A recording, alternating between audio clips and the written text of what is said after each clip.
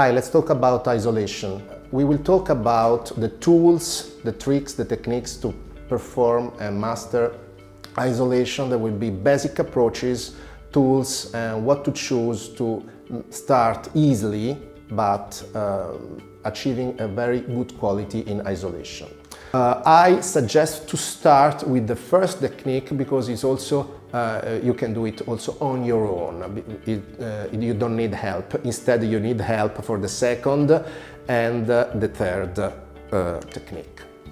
One trick is to put first the first clamp and then all at once the second clamp.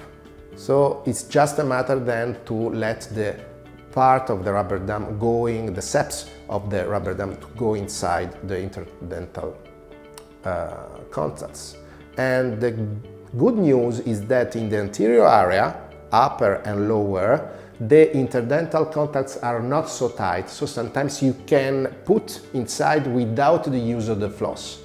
Instead, in posterior, the floss is mandatory and we will see how to use it. In this case, when we use the floss, we will repeat it a lot of times. We don't go on the rubber dam, we go between the rubber dam and the tooth. You see, I don't go on the rubber dam. And if it doesn't go well on the first time, we put again the floss without removing it. And the important is that the rubber dam is stretched, because if it's not stretched, it can be break. And if it's stretched, it can go easily and easier on the interdental part. Also here from canine to and first premolar, and we go through. It takes a little patience. At the beginning you can use 8-10 minutes to make isolation, then you go down to 6 and suddenly an anterior isolation can be performed in 2-3 minutes, I'm not joking. Of course, in this case I'm not so quick because I wanted to outline slowly the procedure. And of course the wings, in this case I didn't use the posterior instrument, but I used the spatula instrument.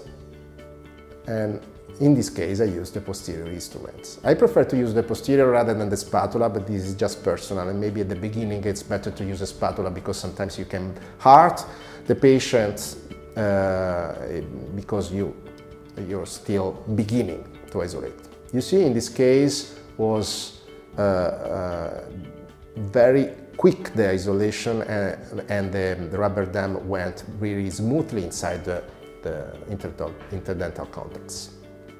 Again, the trick we saw before with the help of the posterior in order to perform a nice adaptation of the posterior part.